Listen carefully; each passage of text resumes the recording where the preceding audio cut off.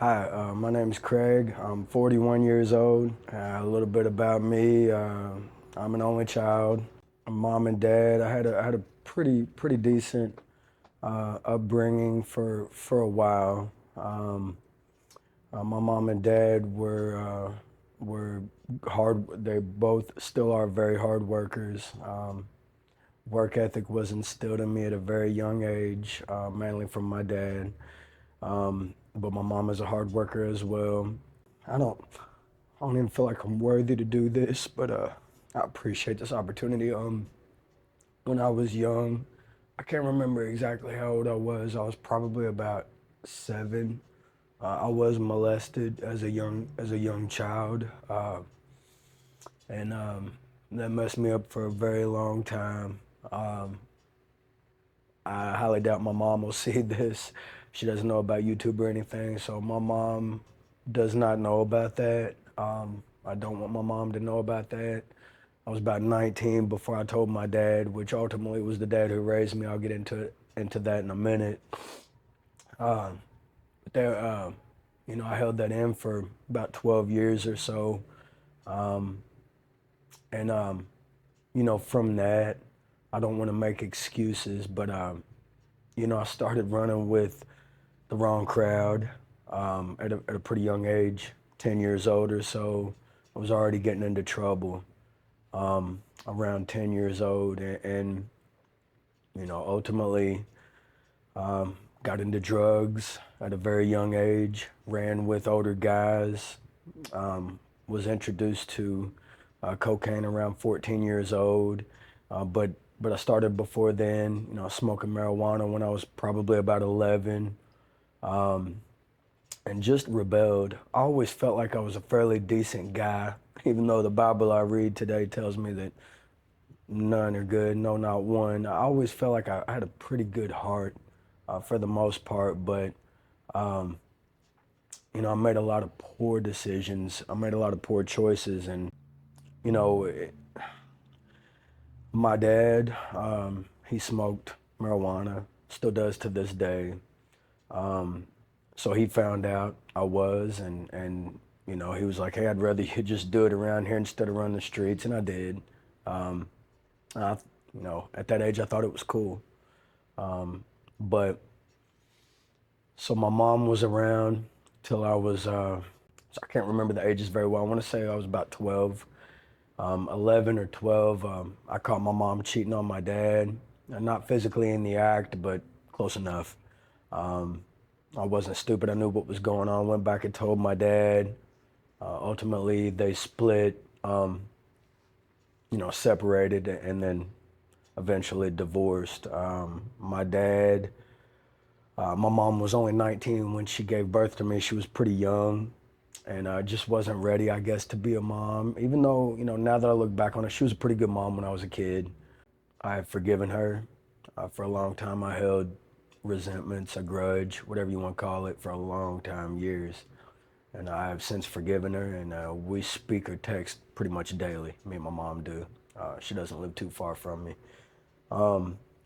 Anyway, so my dad, they gave me the choice back then in the 90s, mid 90s, and gave me the choice. And I said, of course, I want to be with my dad. And one thing I failed to mention, my dad suffers from manic depression, bipolar, borderline schizophrenia. So I'm not the type of guy who really looks for sympathy. I wasn't really raised that way. So I tried to hide a lot of these things from my friends, and of course they started noticing things. I was about 10 years old. This was before my mom took off, and I was outside playing football with my buddies, and came by, and my mom hollered for me, said, "Craig, come in here," and my dad had forgot my name. I don't know if he had went without sleep for so long. I was only about 10 years old, like I said, so I wasn't familiar with that. Still not real familiar with it, but definitely way more familiar with it. I've done some research and everything, but my dad still battles that to this day. But he had forgotten my name. I went inside my mom, said, "This is Craig, this is your son." And just different things I was dealing with. And I guess I just got used to it. I don't know any other way to put it. And just, try my best to live a regular life. I played 3 sports growing up: baseball, football, basketball, and occasionally I played in a tournament every once in a while. I played volleyball. You know, I bottled all that stuff up for a long time, and I tried to drown it with drugs, alcohol. My first drink of alcohol was probably about 9 or 10 years old. By the time I was 14, I was drinking almost every day. It's things I'm not proud of, just my story. It gets worse, never better, when you live that type of lifestyle. Of course, I know that today, but I was running with a rough crew. A lot of the guys that I ran with are dead. A lot of them have been dead for a long time. A lot of the guys I ran with went to prison for years. Some of them aren't right today because of all the time they've done in prison. They've had to move away, and I keep in touch with a couple of them because they've turned their lives around, but they're not right from all the years they did in prison, and that could have been me, and it probably should have been me. My story gets pretty chaotic. At 14, I was locked up for the first time. Saw a jail cell, and I wish I could tell you that I was scared. I really wasn't. Only for about a week and a half that time, 10 days I think it was, and I maybe a little nervous, but I wasn't even really scared. And I'm not a very big guy. Anybody knows that, and I don't know. I can't explain it, but it escalated. Um, by the time I was 16, I had a governor's warrant out for my arrest. I was running around doing some ungodly things, and let me rewind. I was actually raised in church. My mom and dad came from a Christian background. My mom definitely. My papa was a preacher. He's dead and gone now. He actually died while he was preaching on Easter Sunday, 2003, and that's no lie. Had a massive heart attack. Um, and my dad, from his mom's side, had a Christian background. Came from a Christian background. Not so much my papa or his dad. But anyway, I think Proverbs 22:6 says, raise up a child in the way he, and I'm going to add, or she, should go. And when he or she is old, they will not depart from it. And that's a big part of my story there. So even though both of my parents made a lot of bad choices, obviously all the praise to God for keeping me alive. I think that's why, my background is a Christian background and the word was instilled in me. And praise God, he kept me alive. But now I'm back in the word today, because of, my parents planting that seed. I was saved when day after Christmas, 1994. I strayed far away from the Lord as far as I possibly could. I think the devil was pretty much my right-hand man for about 19 years. Um, I lived such an ungodly life, and I don't want to make excuses for anything, but the things I mentioned, a few minutes ago, I bottled those up, and those hurt really bad, and I carried those things with me for a long time, and ended up ultimately in juvenile prison by the time I was 17. I was a convicted felon by the time I was 16, stealing cars, breaking into houses. Um, I, I just didn't care, and I knew better. I knew better. I was running with a very rough crowd, and they were pretty ruthless guys. They all came from pretty rough backgrounds, um, and we've buried a lot of them. Suicide, uh, drug overdoses, um, and they had did time in prison. Most of them even before they died. I don't know if that contributed to their suicide, but I love them and I miss them. And if I have any regrets, it's I didn't turn my life around quicker and tell them about the Lord.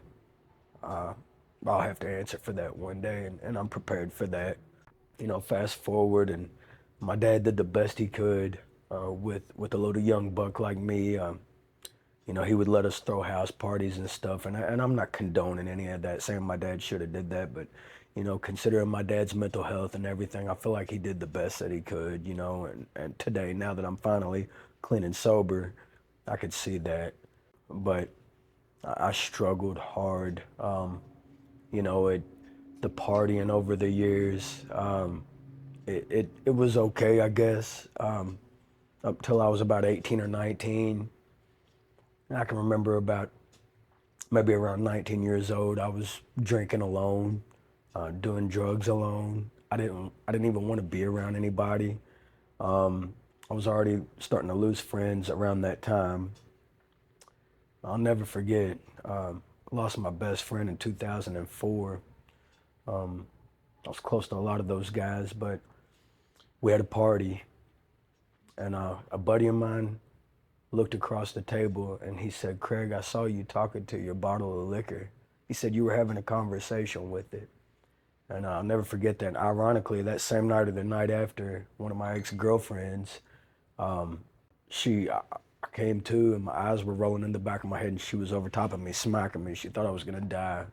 Evidently, I'd taken some pills. I don't know. I mean, once again, I'm not trying to glorify this by any means, but I mean, I would take drugs and mix them, and I don't know if I was trying to kill myself. Suicidal thoughts definitely crossed my mind multiple times, but I thank God I was too cowardly to do it. But maybe I was trying to do it indirectly. I don't know. But first time I almost overdosed, I was only 13 years old, and it just got worse. That went on and on and on for years, in and out of jail. I turned 18 and it sobered me up mentally a little bit. I was like, I don't want to go to prison. I wish I could tell you that I straightened up, but I didn't. Maybe for a year or so, I kind of, sort of. I just tried to duck and dodge the law, basically. By the time I was about 19, it just started getting worse again. And I remember in 2006, I had an altercation with a police officer, and I was looking at 10 years in the penitentiary. I had been up for several days on crystal meth. I downed a bottle of whiskey to try to come down. Blacked out, don't remember, woke up in one of our local institutions, which I've been in several. And, you know, you would think that would have woke me up, but it didn't. I paid a decent lawyer. I've always worked. Even through all this, I've always held a job, always been able to be pretty decent with my money. Paid a decent lawyer, did a little time in county, got out on home incarceration, obviously on some probation, supervised and stuff like that, and was able to duck and dodge the penitentiary. Today, I look at it as God's grace and favor over me. Back then, I was thinking I was ducking and dodging, maybe. But that was in 2006. And I mean, I was just a mess, an absolute mess. I don't know any other way to describe it mentally, physically, spiritually. You know, number one, I was without the Lord. You know, I was out of church for a long time, years. But in that madness, I met a woman and had a beautiful daughter with her, but I was a mess. And I tried to explain to these women that I was a mess, and they weren't doing so great themselves. But I'm gonna put this on me. You know, that's on me. So some good things happen. You know, got another beautiful daughter. Unfortunately, I have multiple kids with multiple women. I don't condone that. Make sure I look in the camera. But I don't want to judge anybody either. You know, everybody has their own testimony and their own story. I ended up moving away. I tried to run from, you know, the alcoholism and the drug addiction. And I don't know, like I mentioned before, a lot of my buddies started dying off. So I was just hurt, you know, and I was trying to numb myself even more. I can remember walking up to one of my buddy's funerals who had just overdosed on drugs with my best friend, and less than 2 months later, he died. He killed himself drinking and driving. And so, you know, in less than 60 days, I lost two guys that I ran with pretty much every day. And I was just broken. I think I was about 21 at that time, and they just kept dropping like flies. I tried to move about 50 miles away from where I'm originally from with the mother of my child, and Ironically, I get down there and there's a couple guys that I grew up with down there. One has since committed suicide, and then the other one ended up in prison for three times altogether. He served about 12 years, 11 or 12. Did 7.5 the last time and moved about 100, 150 miles away. And he said he's comfortable where he's at, and I'm happy for him. He's doing great.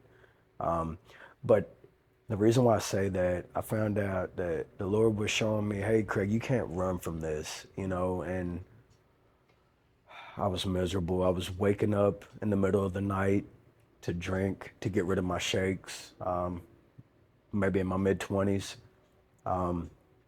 And alcoholism is very lonely. It's very dark. I wouldn't wish it on my worst enemy. And and the main thing is it's not living for the Lord. And as I mentioned earlier, the Lord saved me in 1994, and I won't go into the way that I believe because I don't want, but I'm just grateful that I'm back, and that He allowed me to come back. So we all have those war stories who have lived this life. I don't want to drag it out any longer. At 29 years old, I'd had enough, and like I said, I was about 50 miles away from where I grew up, and I was contacting people, and I can remember I was in a home, sitting on 3 acres, and the mother of my child was wherever. I don't know where she was. I'm an honest guy, probably out cheating, and that's okay. I forgave her for that a long time ago. That was years ago, but I just had had enough. I was sick and tired of being sick and tired, and I knew where to go. It's like the prodigal son said, "Come on home." And I remember calling my dad. Like I said, I'm sitting on 3 acres. We got multiple vehicles. I'm thinking I'm living this American dream, but inside I'm absolutely miserable. And the main reason is because I'm not living for the Lord. That's why I'm miserable.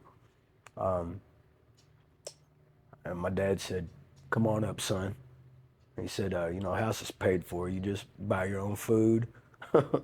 Even though I was 29 years old, it didn't matter. My dad says, lights out, lights out. You go to work, you don't miss work. You got it, buddy. Yes, sir. And I started going to meetings, and I started helping guys, or doing my best to help guys with the same issues that I had. And it was amazing the people that God was putting in my life. My dad let me stay there for, like I said, about 5 months, and I worked my way up into an apartment. And ironically, I moved into an apartment about 2 miles from the place where I was attending meetings, and he just started putting these men in my life. And a lot of these men were 15, 20, 25, 30 years older than me. Heck, I got friends that fought in Vietnam. One of my friends is like 40 years older than me, almost. He's like 81, 82 years old, and just putting all these guys in my life that were pouring into me and pouring into me and pouring into me. And, just, hey man, you need a ride. Hey, you need this, you need that. And I wasn't really used to that. I mean, I got some good buddies I grew up with, the ones that I said are still alive, but living that life, anybody who's watching this, who has lived that life, knows it's a selfish life. Nobody really wants to be around you unless you have something, and these guys, man, they had good jobs, making 6 figures a year, and they just wanted to help me.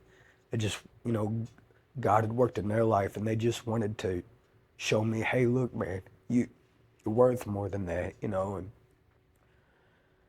I just went from there, and told the mother of my child, I said, I can't do this anymore. She tried to come back. I said, you got to go. And ultimately ended up with custody of her 2014. And I was a single dad, just like my dad, with a 2.5-year-old daughter. That was a big change for me. I could be kind of a rough individual sometimes. And even to this day, my wife says it's not what you say, it's how you say it. And I try not to be so harsh. I have 3 daughters today altogether, and it's a learning experience. I'm still learning. My last drink was February the 4th of 2013. I haven't found it necessary to take a drink since that day, and I drank all day, every day. I didn't know any other way. I woke up in the middle of the night, took a drink to get rid of my shakes, and I went back to bed. I had Budweiser with my bacon and eggs. If I could do it, anybody can, with the Lord's help, of course. Um, I haven't found it necessary to touch drugs since, can't tell you the exact date. It was the summer, July or August of 2012. It was a very hot summer. That was an extremely hot summer where I'm from. Um, Brutal heat, and haven't touched that since. And I can honestly tell you, I don't really even think about it anymore, either one of them. Praise God for that. I still give my testimony. I still tell my story from time to time.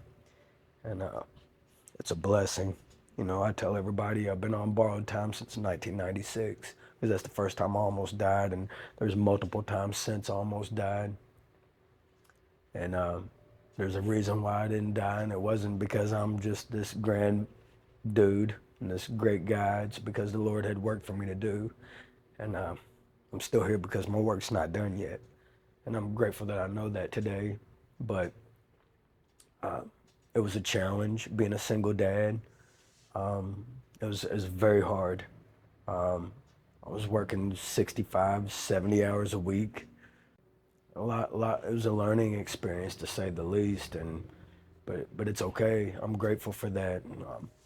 Like I said, fast forward again. I met a lady after I got sober, and it wasn't in God's plan, you know, and I wasn't living right. We weren't married. I wasn't married to either one of these women. I want to make that perfectly clear, and that's not the way I believe.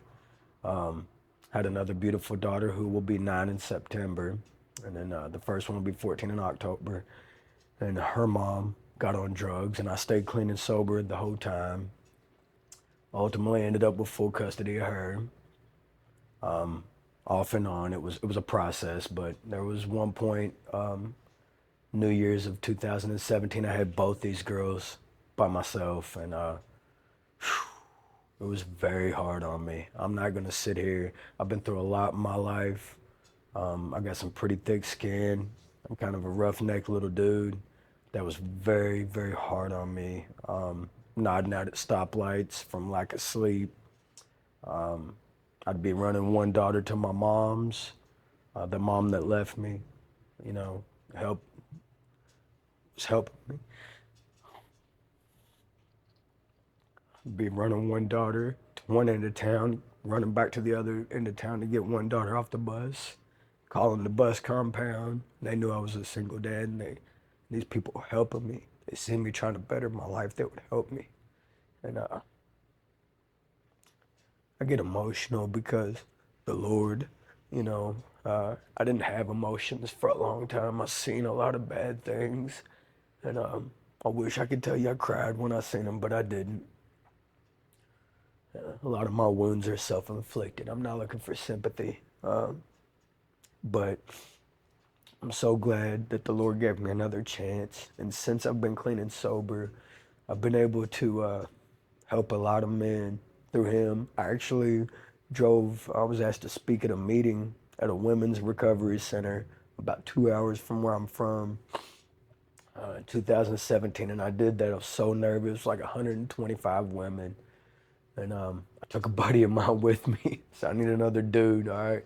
So he rode down with me, and what a blessing, you know. And the girl who asked me to come down and do it has since passed away, and you know, I just see the Lord working. I see the Lord working in some way, shape, or form in my life, pretty much daily. Um, and I try to live out His word daily. I try to make Him happy daily. You know, I know it says we're all going to fall short because we're battling the flesh every day, but you know, it's been a roller coaster ride, and you know, I finally started diving deep into the Word, and I told both the mothers of my two kids, I said, y'all got to go.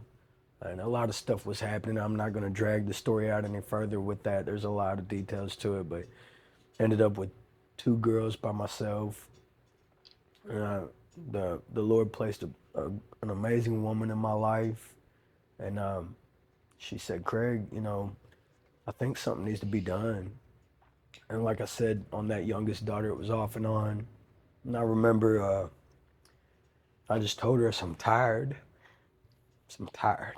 You know, she said, you gotta save this little girl. She's in danger.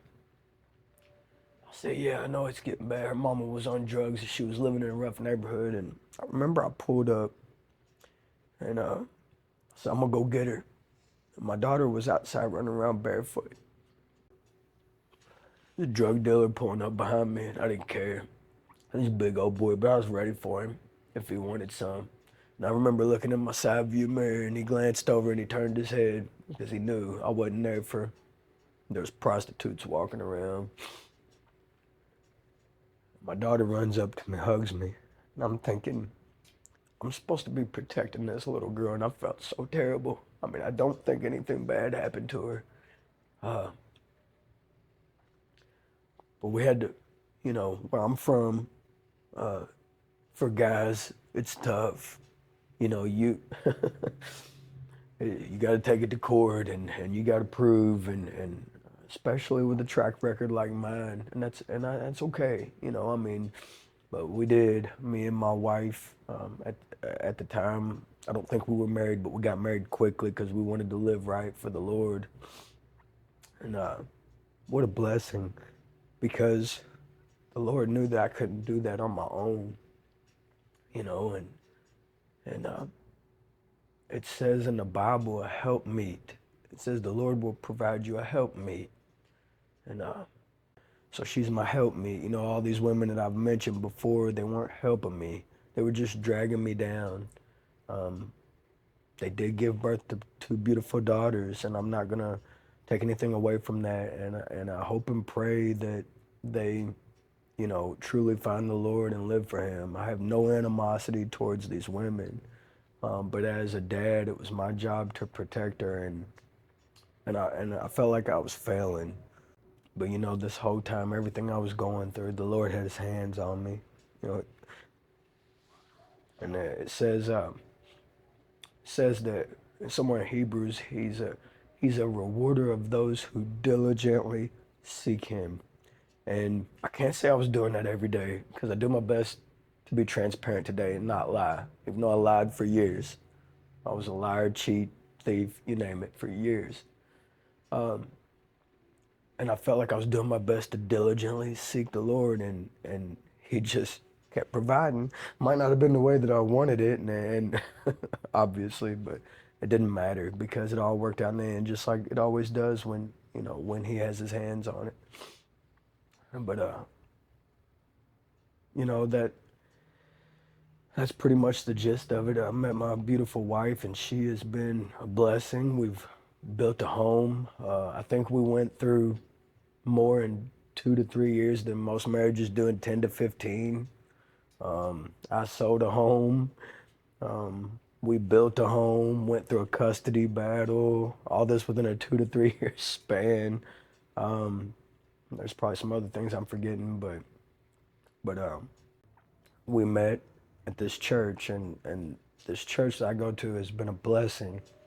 And I just want to mention that the two guys who introduced me to the church I attend no longer attend this church. And the reason why I say that is because I live for the Lord, not those men. I don't live for men. I don't seek men's approval. It is okay. I do love it when a dude says, "Hey man, you did a good job." Don't get me wrong, but I live for the Lord, and I want to make light of consistency. Consistency is key. If you're where the Lord has planted you, please stay there. If somebody else is being removed for whatever reason, I don't feel like you should run just because, and I'm so grateful I stayed where I was planted, because if I wouldn't have stayed, I wouldn't have met my wife, obviously. And we've built a pretty good life together.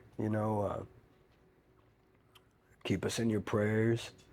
Um, you know, when you truly live for the Lord, you're going to know it, because the devil is going to attack, and he's going to attack in every way, shape, or form, at every angle. Um, He's been attacking us pretty hard this week, and me and my wife, we don't talk about that stuff. We don't get on social media and blast it. We don't backbite and do all that nonsense. First and foremost, it says you shouldn't do that in the Bible. And we don't get on a pity pot. We just pray. We do our best to pray without ceasing, and and we stay rooted in God's word, and we stay around the people who are in God's word. Um, I want to say that it's great to help people, but if you're around people who are dragging you down, take it from a man who knows and who dealt with it for years, close to 2 decades, and even in my sobriety, get away from those people quick. You can pray for them, but don't let them drag you down. Please continue to live for the Lord, um, and stay on that straight and narrow path, that leads to Him, because it's a straight and narrow one, and the world's getting further and further away from it each and every day. It's sad to watch. Um, but I was blessed with a great job. I didn't mention that. Um, right after I got sober, and just blessings upon blessings upon blessings were poured into my lap, and I only feel like those were because I was diligently seeking Him.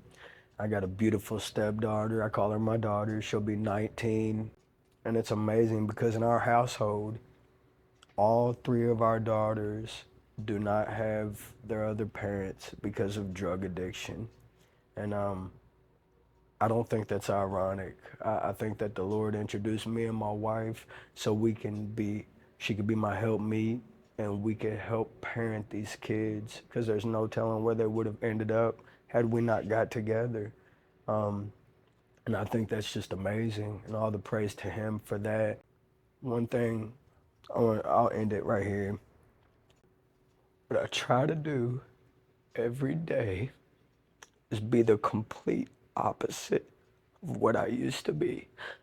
I walk in my job every morning and I tell everybody it's going to be a good day. It's going to be a good day. And I work at one of the worst places in the city that I live close to. And God put me there for a reason. I tell everybody it's going to be a good day. I try to help everybody the best I can. You know, if I got $20 to lend you, I'll do it, man. But first and foremost, I want to show the love of Jesus through my actions, because most of the time, and I hope and pray a lot of people hear this, and I hope and pray at least helps one person, but most of the time people aren't going to listen to what you say. They're going to watch what you do. It tells us in the Bible that we're known by our fruits. So I can speak all day long, I could get in front of this camera all day long, and I could say these things, but if I'm not gonna walk out of this door and live that way, then it's irrelevant. Then it means nothing, and I'm spitting in Christ's face, basically. I just do my best to be the complete opposite of what I used to be, and I'm gonna do my best to do that until the day I die, because I know God left me here for a reason. I lost about 15 to 20 friends. I'd have to actually sit and count close friends, and I think about them pretty much every day. And I have one regret, and that's me not pointing them towards the Lord. I hope this is okay to say. I feel like most of them guys are burning in hell right now. I'm just gonna be brutally honest. And I will say this: one of them actually came to me in a dream one time, and I feel like the Lord wants me to say this. I haven't told maybe 5 people this. He died in 2006, and the Lord sent him to me in a dream. And I will say his first name is Joe. And I said, Joe, man, where are you? He said, I'm in hell. I said, Joe, what's it like in hell? He said, it's loud. And I'll never forget that till the day I die. I feel like the Lord wants me to say that. And it does, talking about weeping and gnashing of teeth in the Bible, of hell. And I love Joe, man. I love him. We were good buddies, and I'm going to have to answer for not pointing him to the Lord. But I hope and pray I help somebody today. I'm sorry if I was back and forth. Don't give up. No matter what you're going through, don't give up. There's a God who loves you. Doesn't matter what you've been through. Just don't give up. Give it to Him. And I promise you, if you were listening to this, you'll see what the Lord can do. It's my story, but it's definitely for His glory. Thanks for listening, guys.